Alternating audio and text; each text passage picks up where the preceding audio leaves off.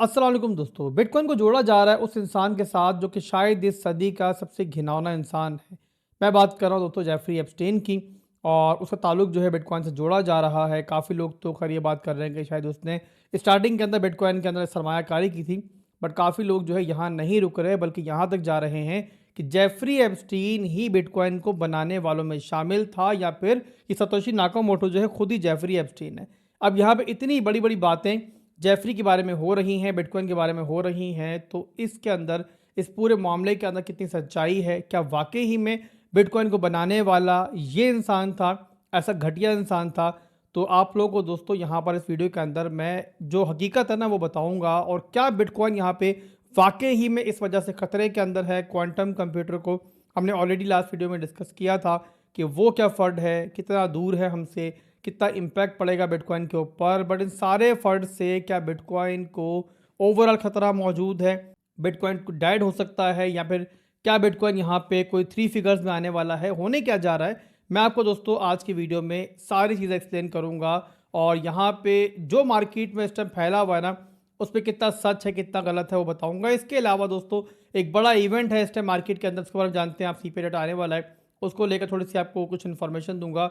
और उसके बाद वीडियो के आखिर में बिटकॉइन का भी छोटा सा आपको एनालिसिस दे दूंगा, टेक्निकली क्या चल रहा है चार्ट्स के ऊपर बता दूंगा। सबसे पहले बात कर लेते हैं इस मेन मुद्दे के बारे में जो कि इस टाइम हॉट केक बना हुआ मार्केट के लिए, और वो है जेफरी एप्स्टेन और बिटकॉइन का ताल्लुक। तो यहाँ पर दोस्तों सबसे पहले समझते हैं कि इस सारे मामले के अंदर फैक्ट क्या है और सिर्फ र्यूमर क्या है, फर्ड क्या है, झूठ क्या है।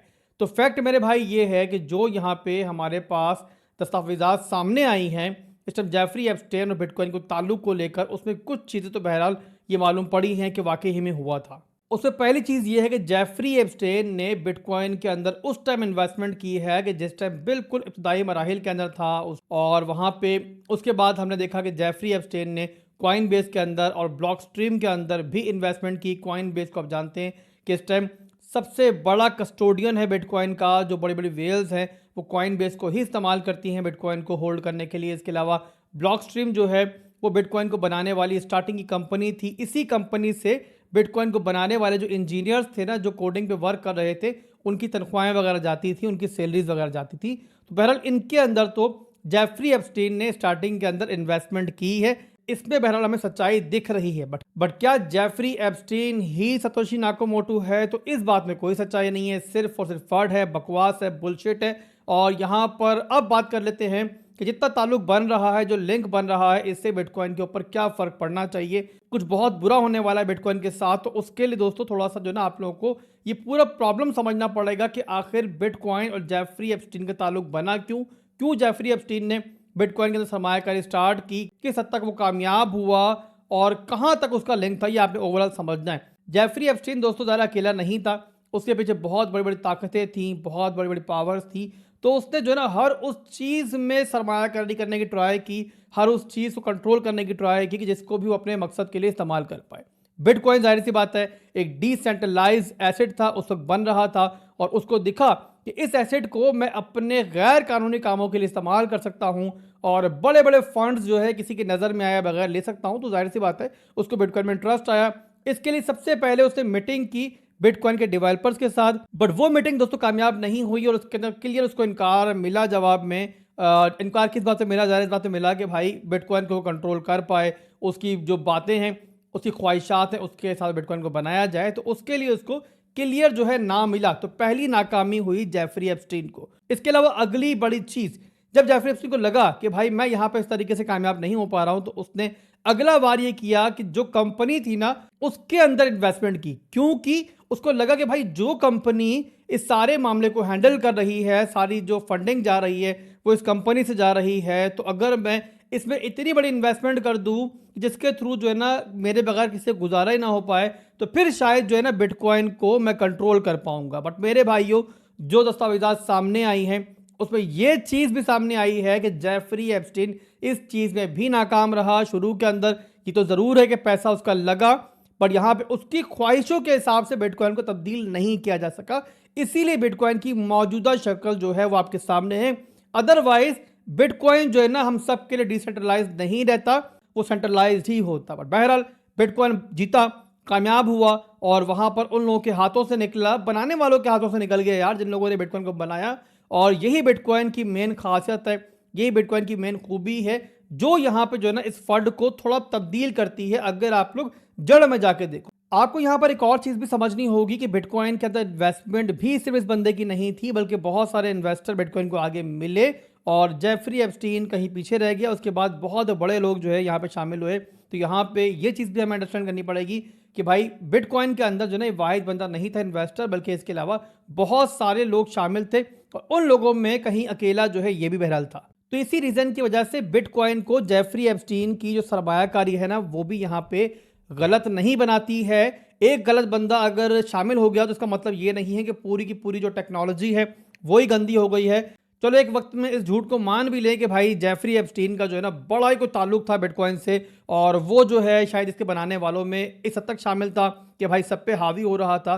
तो मुझे आज ये बताओ आप लोग कि भाई अगर आज आपको मालूम पड़ जाए कि गोल्ड को निकालने वाला पहला बंदा जो था ना, वो जो है कोई जेफरी एप्स्टीन से भी ज्यादा गंदा बंदा था, ये इन्फॉर्मेशन अभी आपको मिल जाए तो इसका मतलब क्या है कि गोल्ड को छोड़ दोगे आप लोग? आप घर पे जो सारे गोल्ड पड़े हुए उनको निकाल के आप गली में फेंक दोगे कि गोल्ड इसकी वजह से डेड हो जाएगा? बिल्कुल नहीं मेरे भाई। कोई भी चीज गलत तब होती है जब बुरे लोग या गलत लोग जो है उसको कंट्रोल कर पाए। तो भाई बिटकॉइन को इस टाइम जो है इस हद तक कंट्रोल कोई नहीं कर सकता कि भाई बिटकॉइन की जो मेन क्रेडिबिलिटी है उसको यहाँ पे खा जाया जाए।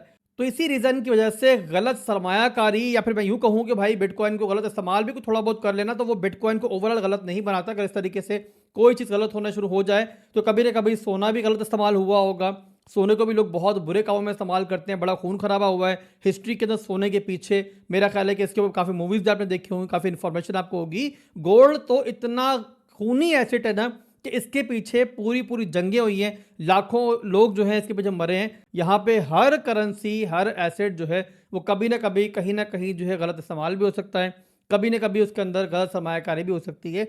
बट ओवरऑल उस एसेट को ये चीज़ जो है गैर कानूनी नहीं बनाती है, ओवरऑल उस एसेट को ये चीज़ जो है गलत नहीं बनाती है। तो आसान अल्फाज है, बस इतना समझ लो कि भाई जो चल रहा है वो बुलशिट चल रहा है। ऐसे फंड्स जो है बहुत आएंगे। जब भी बिटकॉइन जो है इस तरीके से गिर रहा होगा, जब भी बिटकॉइन इतने दबाव के अंदर होगा, आप लोग 2022 के एरिया को देख लो, जब बिटकॉइन 15,000 तक गया था, वहां पे कैसे कैसे फंड्स आए थे। चाइना ने क्रैकडाउन स्टार्ट कर दिया था तमाम माइनर्स के अगेंस्ट, माइनर्स को अपने मुल्क से निकाल दिया था। वहां पर भी बातें हो रही थी कि भाई माइनर्स को जो है ना अब कहीं जगह नहीं मिलेगी, वो उस तरीके से माइन नहीं कर पाएंगे, तो बिटकॉइन जो है उसकी ब्लॉकचेन जो है वो खत्म होने जा रही है। आप लोगों को अगर याद नहीं है तो याद करो, ये सारी चीजें डिफरेंट शक्ल के अंदर वहां पर भी मौजूद थी। इसके बाद चलते हैं सीवेट की तरफ, जो यहाँ पे आने वाले दिनों में लाइनअप है, और वो है मेरे भाइयों सीपीआई डेटा, और 13th को ये होना है। और यहाँ पे जो एक्सपेक्टेशंस हैं, जो तमाम एनालिस्ट हैं मार्केट के और जो यहाँ बैट कर रहे हैं इस टाइम, वो ये एक्सपेक्ट कर रहे हैं थोड़ी सी इन्फ्लेशन जो है ना वो पहले से कम होनी चाहिए। आपको बता दूं कि प्रीवियस इन्फ्लेशन क्या थी। तो दिसंबर के महीने की जो इन्फ्लेशन रिपोर्ट हमारे सामने आई थी जनवरी के अंदर, वहाँ पर जो फोरकास्ट थी वो थी 2.7% की, और उससे प्रीवियस जो नंबर था वो भी 2.7% था, और जो एक्चुअल नंबर सामने आया वो भी 2.7% आया, यानी कि जो एक्सपेक्ट था वही सामने आया। उससे पिछली रिपोर्ट की बात करें तो वहाँ पे बहरहाल अनएक्सपेक्टेडली जो है बड़ा एक ज़बरदस्त नंबर देखने को मिला, और वहाँ पे जो एक्सपेक्ट किया जा रहा था वो 3.1 तक एक्सपेक्ट किया जा रहा था।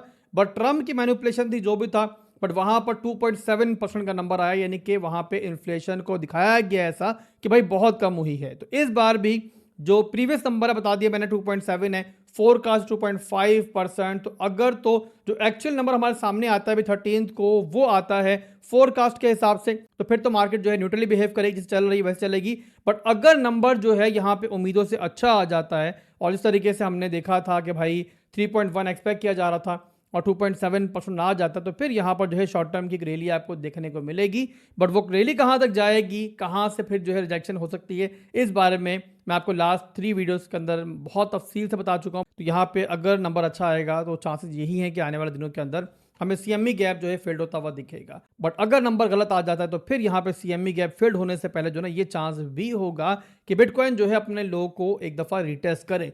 यहाँ पे moral of the story simple सी है इस पूरे मामले के अंदर कि शॉर्ट टर्म के अंदर मार्केट जो ड्रिवन होगी वो होगी इस सीपी डेटा की वजह से। मार्केट में जैसा नंबर आएगा वैसे ही जो है मार्केट बिहेव करेगी। बट उसके बाद जो है फिर जो चार्ट्स हैं जो बता रहे हैं हमें, वैसा भी जो है इंशाल्लाह आपको आने वाले दिनों में होता हुआ दिखेगा। तो ये दोस्तों अपडेट है जो अभी 13 को हमारे सामने आएगी, बड़ा दिन है और इसी वजह से मार्केट थोड़ी सी आपको रुकी रुकी दिख रही है, आपको एक रेंज में चलती हुई दिख रही है। आप देख रहे होगे ना अभी कि भाई मार्केट जो है कोई बहुत बड़ा मूव नहीं ले रही है और लग रहा है ऐसे जैसे जो है ना ऊपर नीचे आराम आराम से हो रही है और ट्रेडर्स आप कह लो कि भाई फिलहाल के लिए खेल रहे हैं बस। तो एक्चुअल मूव जो है वो सीपीआई न्यूज़ के आने के बाद मेरा ख्याल है कि आएगी और उससे पहले थोड़ी वोलेटिलिटी बढ़ेगी, यानी कि जब ये खबर करीब आ रही होगी, टाइम करीब आ रहा होगा, बिटकॉइन ऊपर नीचे होगा, कुछ कैंडल्स बनेंगे अचानक से, पर उसके बाद जो है जैसी खबर होगी वैसा जो है मार्केट ने मूव करना है। इसके बाद अब चलते हैं बिटकॉइन के चार्ट के ऊपर, छोटा सा आपको मैं एनालिसिस दूंगा बिटकॉइन का भी। अब बिटकॉइन का इंट्रा टाइम फ्रेम का चार्ट इस टाइम मेरे सामने ओपन है और यहाँ पर जो ये आपको दिख रहा है ना, रेंजेस दिख रही हैं, ये मैंने पर्सनली अपनी ट्रेडिंग के लिए बनाई थी।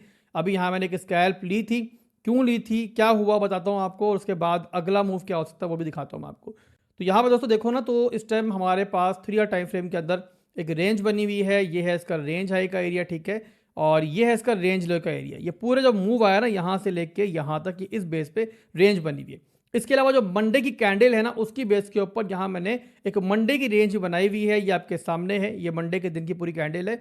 और मोस्टली हमने देखा है कि जब ये रेंजेस बनती है ना, तो रेंज हाई और रेंज लोज जो है वो स्वैप्ड आउट होते हैं। तो इसी रीज़न की वजह से यहाँ पर देखो तो ये रेंज बनाई मैंने और ये रेंज जो है इस तरीके से स्वैप्ड आउट हुई। जब दोबारा अंदर आई वैल्यू, तो यहाँ पर मैंने एक दो दफ़ा जो है इस रेंज को शॉर्ट किया, एक दफ़ा यहाँ किया, एक दफ़ा यहाँ किया। अब यहाँ पर क्या कर सकते हैं हम लोग, इसके बाद मंडे लो जो है वो बहरहाल स्वैप्ट हो चुका है। इसके बाद जो रेंज लो है वो स्वैप्ट नहीं हुई है, कि रेंज लो जो है इस तरीके से स्वैप्ट आउट हो, सेम ऐसे जैसे ऊपर देख रहे हो आप लोग। उसके बाद जब यहाँ क्लोजिंग होगी ना, उसके बाद सिंपली आप लोगों ने छोटे टाइम फ्रेम के अंदर जो है एक स्ट्रक्चर ब्रेक देखना है। इस तरीके से आपको स्ट्रक्चर ब्रेक मिले तो वहाँ पर जो है ना, यहाँ पर जो है आप एक छोटी सी लॉन्ग जो है ट्रिगर कर सकते हो। अगर ये हमें जो है ट्रिगर मिलता है, ये याद रहे, अगर ये रेंज टूट गई तो फिर तो जाहिर सी बात है नीचे के लोज जो हैं वो भी स्वैप्ट होंगे। बट यहाँ पे अगर इस तरीके से रेंज लो स्वैप्ट होकर दोबारा क्लोजिंग अंदर हो जाए ना, जिस तरीके से ऊपर हुआ है, तो फिर जो है हम मंडे हाई को जो है इस तरीके से दोबारा टारगेट कर सकते हैं। तो यही है दोस्तों जो इस टाइम आप कर सकते हो। ज़ाहिर सीपीआई डेटा जो है इस टाइम आने वाला है, तो ज़्यादा जो ट्रेडर्स वगैरह हैं, जो इन्वेस्टर्स वगैरह हैं, इस टाइम उस डेटा का वेट कर रहे हैं। ये डेटा जो ना ऑलरेडी लेट है, डिलेड है, आना ये पहले था, बट यहाँ पे एक पार्शियल शटडाउन हुआ था छोटा सा यूएसए का, उसके बाद फिर मामला सॉल्व हो गए थे, तो इस वजह से डेटा थोड़ा लेट आया है और अभी डेटा आ रहा है। तो यहाँ पे मार्केट को बहरहाल इसका वेट है। अभी के लिए बस इतना ही था, वीडियो क्लोज करते हैं। अगर वीडियो पसंद आई है लाइक और कमेंट जरूर कीजिए, भाई को दुआ में याद रखिएगा। अल्लाह हाफिज़।